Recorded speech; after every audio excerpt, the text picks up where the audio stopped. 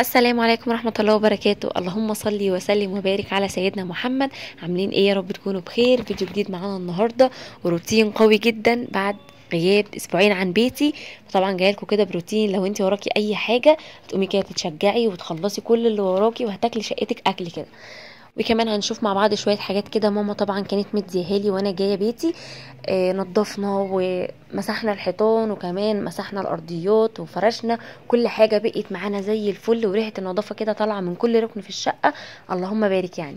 بس هستأذنكم قبل ما نبدأ مع بعض الفيديو تنزلوا تعملوا لي لايك، وكمان لو انتوا اول مرة تشوفوا فيديوهاتي اشتركوا في القناة وفعلوا زر الجرس على الكل علشان يوصلوا كل اشعار بفيديوهاتي الجديدة. تعالوا بقى كده نبدأ. بسم الله. اول حاجة طلعت في ايدي كيسة الملبس بتاعت آسر. طبعا دي اهم شنطة في الموضوع كله، مش عايزة اوصف لكم بقى آسر بيعشق الملبس قد ايه. فبصوا، كان جده بقى داخل يجيب له شنطة، خالته مثلا داخله تجيب له شنطه فيعني ايه اللي اتبقى من كل ده. رحت جايه لما كده وانا ماشيه وقلت ايه ابقى اساومه عليه في البيت بقى، يعمل حاجه صح او يعمل حاجه كويسه اروح مدياله 2 على طول. هو ما بياخدش اصلي بالواحده، لازم 2. بس ورحت بقى شايلاهم في شنطه كده متداريه شويه، لان هو لما بيعرف مكانهم مش عايزه اوصف لكم بيعمل ايه. هو طبعا غلط عليه وكل حاجه، ولكن يعني ايه الحاجه بالمعقول. يعني ممكن مثلا اديله كمكافاه. ساعات لو انا مشغوله او ورايا حاجه هو مش ساكت بديهوله كنوع من تريح الدماغ، بصراحه مش هكذب عليكم، ولكن برضو مش دايما ومش كتير، فاهمين قصدي. بس نيجي هنا بقى، برضو دي كيسة حلويات. دي الحاجات اللي اتبقت من اللي كانت جدته جايباهم له هناك، وبرضو راحت لميهم كده وراحت حطاهم لي في الشنطه. هنا دي بقى مصليه كانت جايه لماما، انا بصراحه اخدتها منها لان هي عجبتني جدا. هي شكلها على شكل ايه، كسوه الكعبه كده ونفس اللون، يعني لونها اسود، فعجبتني جدا جدا. يعني شكلها بصراحه حلو، فرحت اخداها منها. وهي بقى ايه، عندها كتير، يعني هي بصراحه كانت مطلعه لي اكتر من واحده من عندها، ولكن دي اللي لونها عجبني يعني. فرحت اخداها وقلت كده باذن الله اشيلها لرمضان ان كنا من اهل الدنيا، علشان انا بحب كده كل حاجه ادخل بيها، يعني ايه اجيب حاجه جديده ولو حتى بسيطه خالص. بس وهنا بقى دول ازازتين لبن بابا كان جايبهم لي وانا ماشيه كده على طول، فكانوا متلجين فسبتهم كده على جنب ايه لغايه ما يهدوا ويفكوا شويه، وبعد كده هبقى اغليهم. وهنا بقى ده كيس بامبرز كده، بس ده الحجم اللي هو الكبير اللي هو 64 قطعه. عايز اقول لكم ان النوع ده حلو جدا، وكمان سعره بالنسبه لاسعار البانتس يعني الى حد كبير قوي كويس ومناسب. فطبعا هم هناك بيجيبوا له باكت وانا هنا بيبقى عندي باكت، ولكن في يعني بقى له فتره كبيره قوي هنا في القاهره ما بلاقيش اللي هو الباكت الكبير ده، فبجيب الباكت الصغير، وطبعا بيبقى السعر اغلى بكتير. فجبت كده بقى الباكت اللي كان في اسماعيليه اللي هم جايبينه له، رحت اخداه. طبعا كنت فاتحاه واخده منه كام واحده كده، فرحت اخداه معايا. وهم بقى ايه بعتوا جابوا لي واحد تاني يعني هناك سابوه. بس وهنا بقى دي كده كان شويه سوداني. ماما طبعا كانت محمصه يعني شويه كده في يوميها، فراحت ايه مديني حبه كده حلوين. وهنا دول 3 فرخات كانت مرسله عليهم وشالتهم لي بقى في الفريزر. وطبعا دي بتبقى افضل طريقه ان انا اخدهم بيها، لاني عشان ما يبهدلوليش الدنيا ولا ينزلوا ميه ولا الكلام ده خالص. فدي بتبقى احسن حاجه. وكمان كانت حطاهم لي في اكياس اللي هي في الشنط دي بتاعه البن، فبتبقى يعني قويه جدا وبتدخل كمان الفريزر. انا عايزه اقول لكم ان انا شلت الجمبري فيها، كانت كمان مدياني كيس جمبري، لان معروفه ان انا سواء جمبري سواء فراخ بلدي سواء بيض بلدي سواء سمنه بلدي كل الكلام ده انا ما بشتريهوش، ماما هي اللي بتجيبولي على طول جمبري او سوبيا. فانا كان الجمبري خلصان من عندي، وهي ايه راحت مدياني كده كيسه من عندها. والفراخ البلدي زي ما قلت لكم، وكمان حطيت لي بيض بلدي، فهي استقلته شويه فراحت حاطه لي معاه كمان بيض احمر، لان البيض البلدي اللي هو بتاع البيوت ده بيبقى صعب جدا ان الواحد يجيبه في الايام دي. وكمان كانت مدياني كيس لحمه مفرومه، ده برده كنت حطاه في شنطه من بتاعه البن ده. هي جابت لي بتاع اكتر من شنطه يعني، حطيت لي فيها الحاجات دي، قالت لي عشان ما يسيلوش منك ولا يفكوا. الشنط دي بتحافظ على برده ايه يعني ايه ان الحاجه تبقى زي ما هي متلجه تمام كده. وده كمان برطمان عسل، بابا على طول بيجيب لي العسل النحل، وكمان زيت الزيتون بيجيبه من دير تقريبا. الحاجات دي بتبقى خام زي ما انتم شايفين كده مكتوب عليه عسل نحل خام. الحاجات دي بتبقى كويسه جدا وحلوه جدا بصراحه يعني، فهو على طول بيجيبهم لي سواء عسل او زيت زيتون. بس فده كده كان خلصان برده من عندي، كان جايب لي معاه زيت زيتون، ولكن انا كان عندي من اللي هو كان جايبه لي ازازتين، فقلت له انا لسه عندي يعني وكده. وهنا بقى بدات ان انا غسلت البيض البلدي زي ما انتم شايفين كده اهو بالشكل ده، علشان هبدا بقى ان انا ارصه كده في التلاجة على نظافه. طبعا انا رصيت هنا الاول البيض اللي هو الابيض والاحمر، واللي هو البلدي ده حطيته كده في طبق على قده ورحت حطاه في التلاجة بسحب منه طبعا لو انا حابه اسلق او كده. ولكن ببقى حابه ان الحاجه كده تبقى قدامي شكلها نظيف، يعني ما بحبش بقى ان هي تبقى مش نظيفه او ان انا اخدها كده بعبلها واسلقها والكلام ده. لا بصراحه انا بقرف جدا، فلازم البيضه كده تبقى قدامي نظيفه وشكلها زي ما انتم شايفين كده يفتح النفس. وانا كمان متعوده على كده من ماما، يعني ماما كانت برضو بتغسل عندنا على طول البيض وتسيبه كده يتصفى على اي فوطه او اي حاجه زي ما انتم شايفين. كنت حاطه في الطبق الفوطه وبدات ان انا انشفه كويس. طبعا في كمان حاجات كتيره انا نسيتها، زي الشاي، زي النسكافيه، زي بسبوسه كان بابا جايبها لي، حاجات كتير جدا انا نسيتها. وكمان الشنط كانت يعني تقيله جدا عليا انا وجوزي. ربنا يا رب يخلي لي امي وابويا وما يحرمنيش منهم ابدا، وافضل كده عايشه ببركه رضاهم عليا، اللهم امين يا رب. وهنا بقى ده متر انا كنت محتاجاه عندي في الشقه، فطلبته من بابا وصراحه جابولي في ساعتها يعني. شكله حلو جدا وعجبني يعني. وكمان ده هنا الترمومتر كنت جايباه علشان اسر كان طبعا اخد دور برد محترم، دور البرد اللي هو كان ماشي ده، فكنت جايبه له بقى هناك علاجات كتير جدا، وكنت جايبه له التليو ده. وكمان هتشوفوا وانا كنت لما بطلع الحاجه كان في قطره لعينه لان هو عنده حساسيه فبيقعد يدعك في عينه كتير جدا. فيعني الحمد لله يعني انا طلعت من دور البرد وهو راح داخل فيه على طول، ولكن كان جاي له حبيبي شديد جدا، فجبت له بقى الترمومتر ده عشان كان على طول حرارته بتعلى. والتليو ده عشان الكحه، لاني برضو كان عنده كحه جامده جدا. زي ما انتم عارفين دور البرد اللي كان ماشي يعني كان صعب فوق ما اي حد يتخيل، فالحمد لله يعني طلع منه على خير. بعد ما اديته المضاد الحيوي، لان المضاد الحيوي هو اللي بيجيب من الاخر. انا ما كنتش حابه ان انا الجا له، لان زي ما احنا عارفين بيضعف من المناعه، ولكن لابد منه في اوقات كده معينه. هنا بقى سبت ازازتين اللبن لغايه ما فكوا خالص، وبعد كده حطيتهم في الكسرونات دي، ولكن حطيت كل ازازه لوحدها لاني كان عندي شك ان في ازازه قربت تروب، فقلت اغلي كل واحده كده لوحدها اضمن. وبعد ما غليتهم واتاكدت ان هما زي الفل ما فيهمش اي حاجه ولا راب ولا اي حاجه، رحت حاطه ال2 كيلو على بعض، حطيتهم في الكسرونه الكبيره اللي هي 2 كيلو، رحت حطاهم وسبتهم لغايه ما بردوا خالص، ورحت شايلهم في التلاجة. وهنا بقى ده كان العيش البلدي، انا طبعا بجيبه يعني بالبطاقه. فبجيب مثلا اللي يكفيني شويه كده كويسين وبشيلهم في الفريزر بالشكل اللي انتوا شايفينه ده. انا طبعا وريتلكم قبل كده في فيديو، بشيلهم يعني مثلا كل 10 ترغيفه في كيسه او كل 8 ترغيفه في كيس، على حسب يعني كل ما كان واقل كل ما كان افضل، علشان بس ما تقعديش تفتحي في الكيس وتقفلي كتير. وبشيلهم، وقبل كده ما الاقي ان هو خلاص بيفنش من عندي اروح بعته جايبه تاني.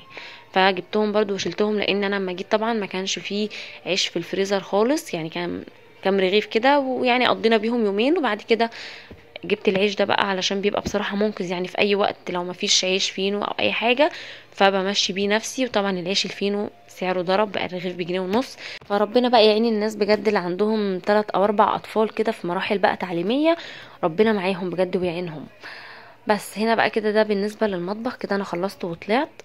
هنا بقى بدات مسكت الصاله الاول حاجه كده، بدات نفضت الانتريه كويس، وبعد كده بدات كنست الارضيات زي ما انتم شايفين كده، شفطتها بالمكنسه. طبعا انا كنت قبل ما امشي مظبطه الدنيا وشقتي زي الفل، وكنا فارشين مع بعض فرش الشتاء، وكل حاجه كانت تمام التمام. فبدات بقى شلت الحفاظات من على السجاد، وبعد كده شلت المشايات الصغنططه دي اللي بتبقى موجوده في الفراغات، ونفضت كل ده. وطبعا شلت المشايه بتاعه المطبخ، وشلت الحفاظات برضو، والمشايه الصغننه بتاعه اوضه النوم، وكل ده طلعت نفضته.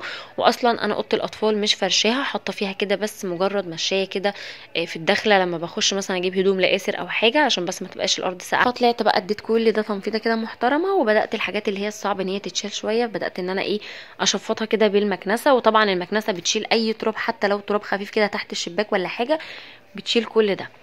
هنا بقى دي كانت شرشوبه انا كنت جايباها جديده، وده كان اول استخدام ليها، فقلت استخدمها صح بقى. رحت قلت كده ادي الحيطان كلها بتاعه الصاله تلميعه كده كويسه بيها. انا بصراحه يعني اوقات كده بلمع الحيطان، ولكن يعني مش بطول كل حاجه لان انا ما عنديش سلم، فببدا ان انا بجيب اي حاجه تكون ناشفه بنفض بيها الاول الحيطه، انزل من عليها التراب، وبعد كده بفوطه تكون نظيفه جدا.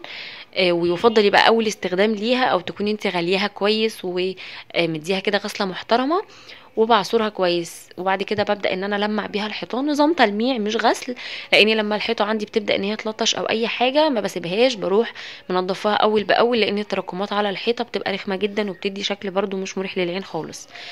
فبدات بقى لمعت بالشكل ده. طبعا حطيت في الميه ملح خشن وحطيت فيها معطر، المعطر ده عايزه اقول لكم اهم حاجه في الموضوع كله، لان انا بعد ما خلصت تلميع الصاله ارضيات وحيطان، عايزه اقول لكم انا كنت بقفل بقى الستاير، الريحه كانت والله ما قادره اوصف لكم. فده برضو بالنسبه لي من مسببات السعاده، يعني ده طبعا بينعكس على البيت بايه بقى، بطاقه ايجابيه، براحه نفسيه. كل الحاجات دي مهمه جدا لاي بيت، التنظيفات دي او الحاجات دي تفاصيل صغننه كده، ولكن لازم برضو ناخد بالنا منها من وقت للتاني. ندي كده تنفيضه للحيطان، ننزل التراب من عليها، لو في اي حاجه عنكبوت او الكلام ده كله نلمه كده بمقشه او بزعافه. عندك مثلا لو انت عندك الماب التركي ده يبقى حلو جدا، انا بصراحه كان نفسي اجيبه، ولكن يعني ما صادفتش ان انا شفته اللي هو الاصلي، وكمان ما بنزلش كتير، ف يعني ما نزلتش مخصوص ان انا ادور عليه، فسايبه الموضوع كده بظروفها. ربنا يسهل كده ان شاء الله، يعني لما يجي وقت هجيبه. وهنا بقى دي انا جبتها لان التانية كانت عندي اتكسرت، فلما جبتها قلت بقى استخدمها كده وهي لسه نظيفه كده وبرونقها، امسح بيها الحيطان. طبعا مفيش يعني استغلال افضل من كده. لو انت بقى وصلتي معايا لغايه هنا ولسه ما عملتيش لايك، يا ريت تعملي لايك لان هو ده دعمك ليا، وكمان نصلي على النبي عليه افضل الصلاه والسلام.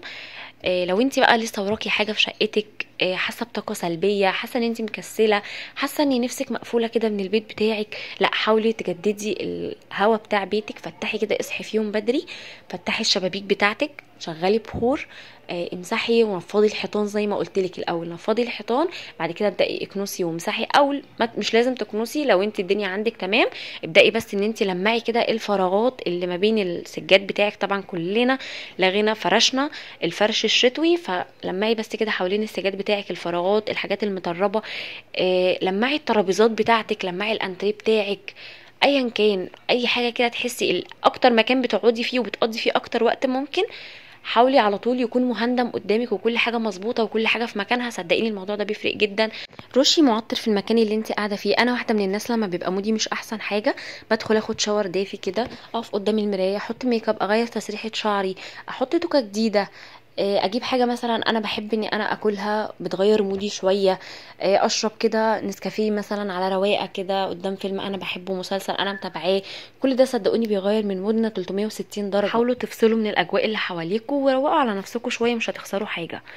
هنا طبعا انا كنت اول ما جيت واول ما حطيت رجلي في الشقه مسكت الشبابيك كلها بتاعت الشقه كلها، اديتها تنفيضه محترمه جدا، ما عدا بتاع اوضه الاطفال الحقيقه، يعني لان انا كده كده مش فرشاها، فقلت بقى ايه لما اجي اغير الفرش بتاعها وكده ابقى اعمله بالمره. لكن شبابيك الصاله عندي بقت زي الفل، ولكن انا ما رضيتش اصور معاكم الكلام ده علشان ما اطولش بس معاكم وقت الفيديو، مش اكتر من كده. هنا بقى دي الكنبه اللي هي السرير. طبعا انا كنت فرداها من قبل ما امشي، لاني كنت اخر النهار كده بقعد عليها انا وجوزي واسر ابني، فكنا بنقعد عليها نتفرج بقى على التلفزيون، نشرب حاجه بالليل، ناكل حاجه، الكلام ده كله. فكنت حاطه عليها كمان الدفايه اللي انتوا شفتوها دي، قلت ان هي تحميها وكمان بتدفينا شويه اكتر. وبجيب دفايه تانية اللي هي نتغطى بيها لان الجو لسه برضو اللي هو ما دخلش في السقعه يعني. وكمان لما جيت ماشيه قلت لا مش هلمها، هسيبها زي ما هي كده تحافظ على الكنبه، وفي نفس الوقت لو جوزي حب ان هو يقعد بالليل برضو يتفرج على التلفزيون ولا حاجه تبقى مفروده وتمام. فجيت بقى قلت كفايه قوي كده على الدفايه، حتى ما حبيتش ان انا اشيلها واحط دفايه غيرها. قلت لا انا هغير الشكل اصلا، لاني حابه اني انا اغير برضو، يعني بحس كده ان الموضوع بيبقى اروق شويه. فروحت مرجعاها كنبه تاني، وبدات شلت الدفايه ونفضتها تنفيضه كويسه، ورحت مظبطه الحروف بتاعتها كده. وبعد كده نفضت بقى الكوشن دي زي ما انتم شايفين كده، وبدات ظبطتها ورحت رصاهم زي ما انتم شايفين بالشكل ده.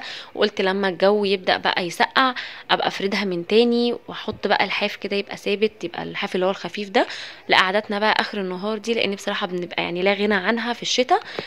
قعدات بقى اللي هي الشتويه بقى العائليه الجميله دي، ومتابعات بقى المسلسلات، ورمضان داخل علينا، كل سنه وانتم طيبين.